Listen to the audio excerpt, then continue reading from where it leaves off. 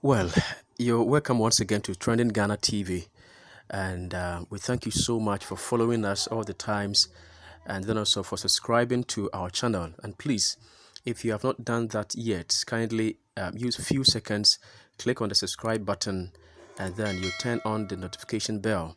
Okay, so that whatever video that we put around over here, you can also have access to it wherever you find yourself. Those outside Ghana, thank you so much. We are most grateful. And those over here in Ghana, God bless you too. In fact, we've taken upon ourselves to try our very best to come along your way with whatever that is trending, that's concerning Ghana, people in the country, wherever. In fact, the Ghanaian diaspora and every other person who is a Ghanaian.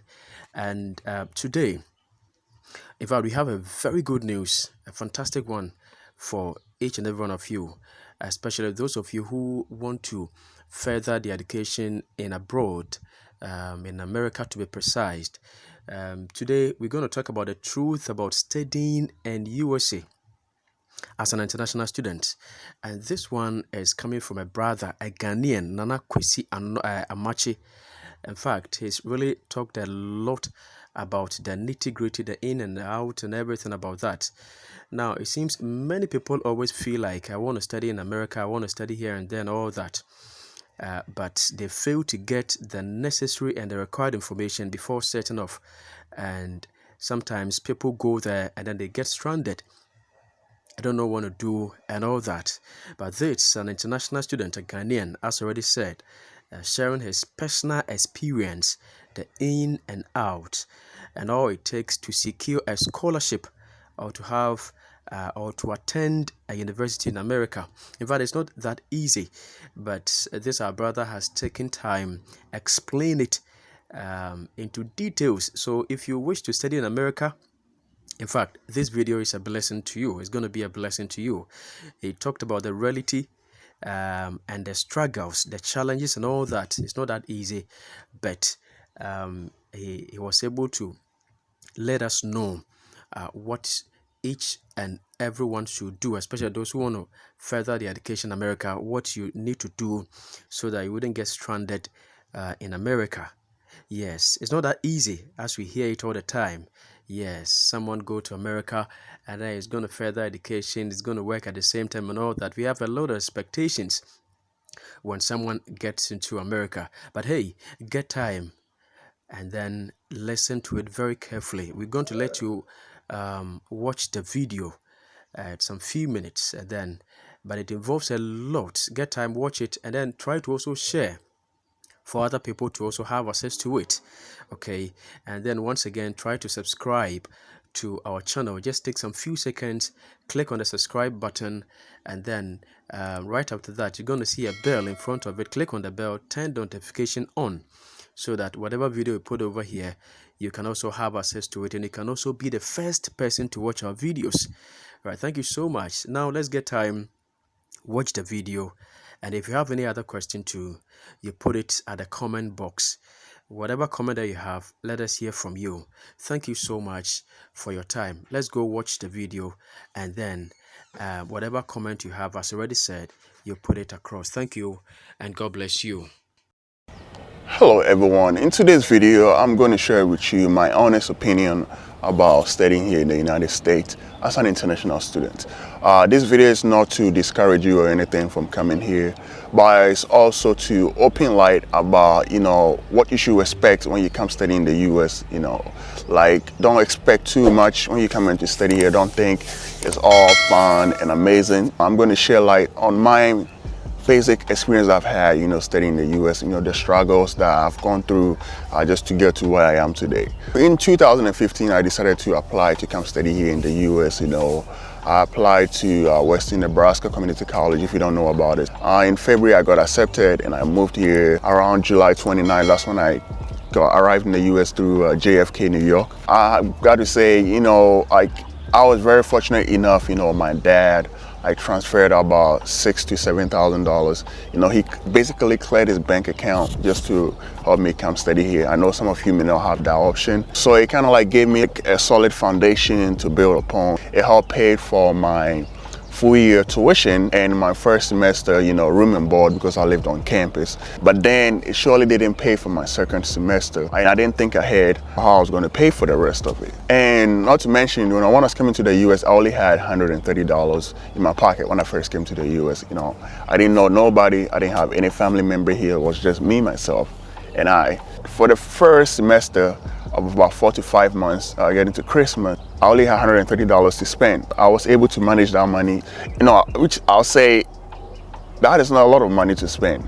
Literally, all I was eating was the cafeteria food. By then, I was playing soccer, so I didn't have time to work. Doing soccer, you're traveling and all that, so I couldn't really work, because it was season. And Christmas time came. We are told we cannot live on campus during Christmas break. And I don't know anybody. So for me, luckily, I was going to a church, where I told the pastor, I told my coaches, hey, I need a place to live for Christmas break. I don't have nowhere to live. It was rough. Even my whole family said they didn't have a place for me. So luckily for me, the pastor made an announcement in the church and somebody stood up and said they'll help me out. It was a family of about 6 or 7, which is a big family. So for them taking their time to say they were gonna take me in to help me out, I really did appreciate it. During those times, I lived with them, I kept thinking, how am I gonna pay for my, next semester, room and board, which was gonna be rough, and how am I even gonna take care of my feeding? The guy told me, in life, if you want somebody to help you, you need to have a plan. And I had to think twice about, what I was going to do. So the second semester came. He told me, can I talk to the school to see if they can let me live off campus? And I went to talk to them. They said, no, I signed a contract, so I have to follow through with the contract, which made everything, rough. But I was lucky enough, this family, offered to buy me groceries, So basically, all I had to do was just eat the cafeteria food, and they were bringing me groceries on the side to help me out. So what I did was I applied, when school reopened, I applied for a job at the cafeteria, which was the best decision I made. If you're an international student and you think you don't have enough money, I'll suggest applying to a job at the cafeteria will be a good bet for you, because then after work you get free food.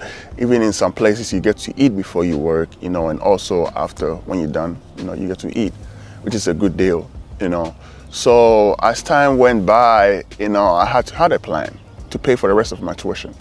So every paycheck I had went straight to paying tuition. Every paycheck's tuition, which was rough because I couldn't do much as a person, So I decided to, figure out some opportunities that were on campus. I talked to the financial aid office. They told me about opportunities, and so I got to find out that you can actually audition for music. They have music on campus. I don't know how to read music, so I was scared at first. But my friend told me, hey, you should audition. I've heard you sing, your voice is not too bad. So I did audition, and yeah, I got it. They gave me a half tuition at first, so I got half of my tuition figured out for the subsequent year coming up, because me talking right now was in the spring semester. So the following semester, which was going to be like 2016, 2017 semester, I had half tuition for it. And I also found out, they were giving scholarships to be a student ambassador. So I decided to also interview for that job. And luckily for me, I was able to get that job too. Plus, they also had scholarship to be a mascot where you wear the costume. So I also did audition. I also auditioned for that, and boom, I got that too. So now it's like everything started clicking. I got a job, working 20 hours a week. I became the mascot. I also became the student ambassador. I was doing music. I had to quit soccer because it was a decision I had to make. You see that sacrifice soccer that I love very much, or struggle to pay for tuition. That's why I always encourage international students to always go to cheaper schools, because in the end, if you can't afford it, you're gonna struggle, and most schools will not let you transfer or give you a transcript until you pay for everything you owe the school. So moving on, things went by, things were beginning to work out little by little, and during the summer, I was able to like secure like an internship, like I said, which is called a CPT. So international students qualify for CPT after 1 year of studying, where you can work off campus, in your major. So I was able to secure an internship. It helped me save a lot of bit of money. So during the summer of 2016, I applied to be a summer RA. They do offer like RA positions during the year, but I did not make it when I applied for it. So I decided to apply for the summer so I can live on campus for free. So then during the summer I lived on campus, and I was just chilling, I was fed and everything, it wasn't like a hard job to do. I used those times to look for, housing off campus because I signed a contract for 1 year and the contract expired. So now I got an option to look for a place off campus. So I was lucky to find a place off campus, I signed the lease for August, and I moved my stuff out before school reopened. So now, school has reopened. I have scholarship to pay for school, I have tuition scholarship, I have a master's scholarship, I also got academic scholarship because I had a really high GPA of about, was it 3.9 or 4.0, I believe. So, so I got all that. So now I'm working so now I'm working 20 hours a week, I'm going to class, I'm a mascot, I'm doing music, I'm a student ambassador, I'm doing all this just to survive and pay for school.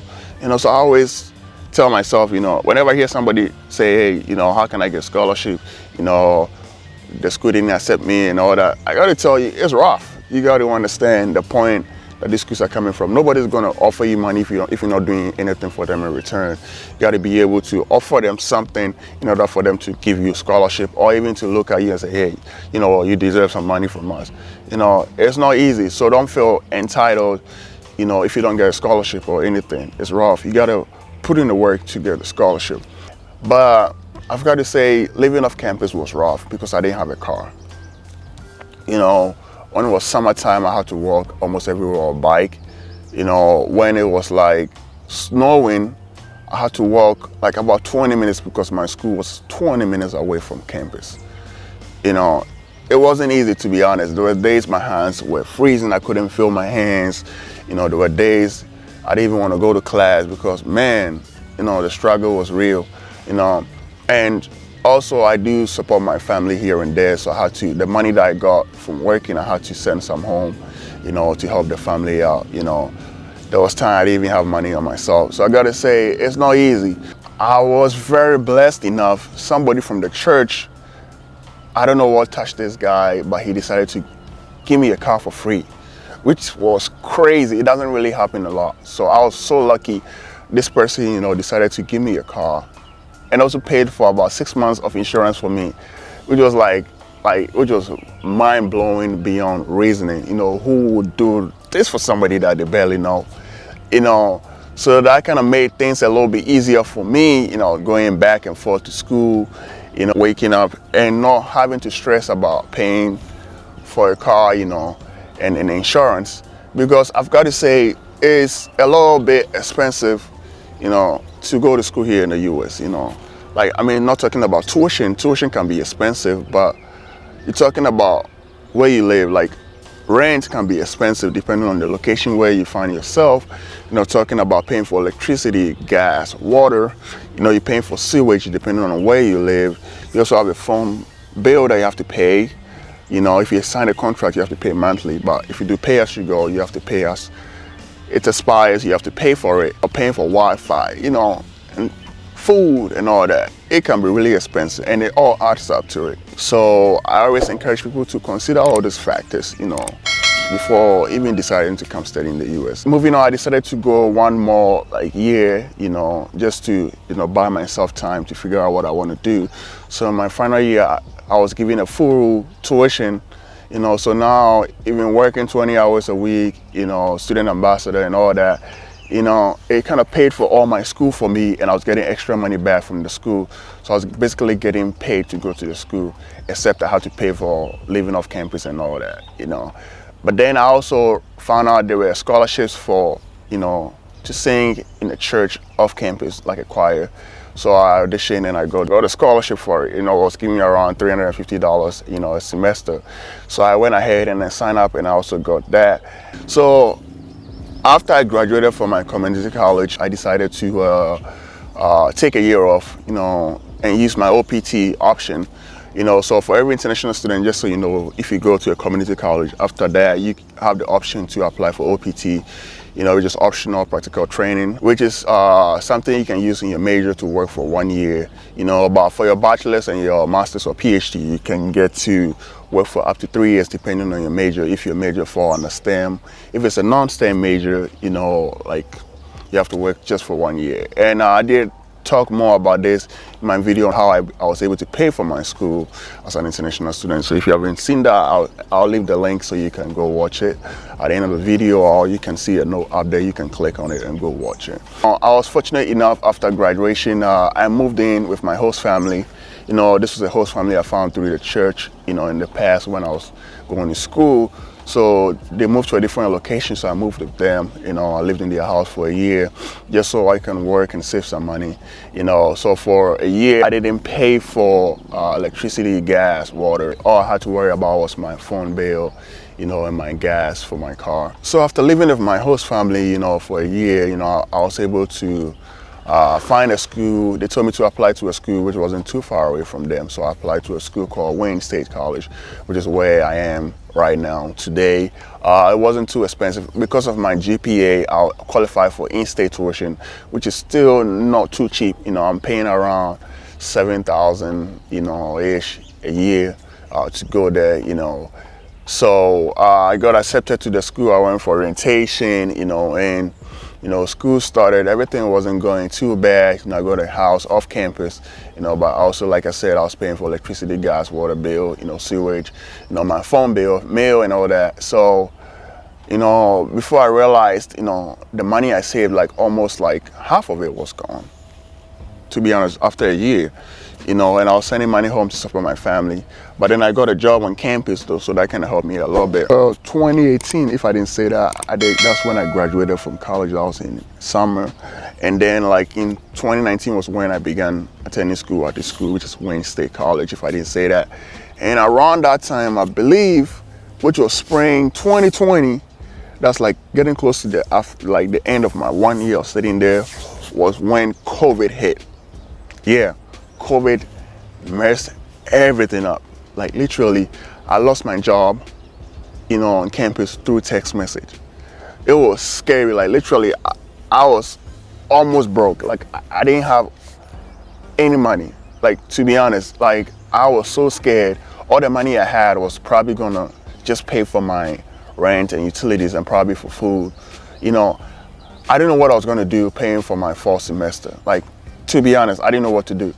Because everything closed down, there was lockdowns and I didn't know what to do. And lucky for me, I had some friend who recommended me applying for an internship which related to my major, which was needed at that time, for customer service. So I was like, wow, I never really thought about that. So as a business student, it related to my major. So I decided to, why not? I applied for this job, and lucky for me, I got it because it was an essential work, during that time. So I got the job, and that was what kind of kept me afloat a little bit to save some money for school and also to take care of myself. But then some friends I made way back when I used to work as a sales associate after my associate degree came in clutch. They also decided, we're gonna help you out a little bit because you're a student and you're struggling. They helped pay for half of my tuition, which was insane. I've got to say. Since then, I've got to say, they've been helping me out here and there to pay for school. And I'm still here. The school don't really give me much scholarship, I've got to say. They give you $500, $480, a year. So it's up to you to figure out, how you're gonna pay for it, the rest of it. It's not easy to study as an international student in the US, If you don't have a family who's gonna support you, if you're not lucky, to find people like I did who helped me out, throughout my study process here in the US, it's gonna be rough for you as an international student. I'm not gonna lie or sugarcoat anything. And there are people saying, I can work, to pay for school, can I work to pay for school, Like, there are so many of you accepting to go to schools that you're supposed to pay $20,000 a year. How are you going to pay that? That's a question I ask you. How are you going to do that? You cannot do that. I just got to be honest with you, y'all. You know, so my advice for you is always look for a cheaper community college or like a cheaper 4-year college or university and go to. If you get scholarship, hey, you blessed. Big ups to you, you know, for getting scholarship. Always look for scholarships, you know, because they will help you so much, especially if you know you can afford it. You know, studying in the US is expensive, so if you can afford it, I'll encourage you to look for other options. You know, like in Germany or in Europe, you know, in Finland, you know, all those places, you know, you can go to school there for free. All you have to do is pay for the fees, you know, and take care of your, you know, just your food and all that, you know. So those options are there. Or you can also look in Canada if you can get scholarships. Mostly I recommend for master's degree, you can come study in the US, Canada, or those places, because most of the time, you know, there are a lot of scholarships for master's programs or PhD, just like graduate studies, you know, especially in the research area. Especially in Canada, they do offer a lot of like research scholarships for international students. So you guys can look into that if you want, you know, like if you have a research experience, I'll say do that. My advice for you is to take your academics seriously, as like, especially when you're in high school.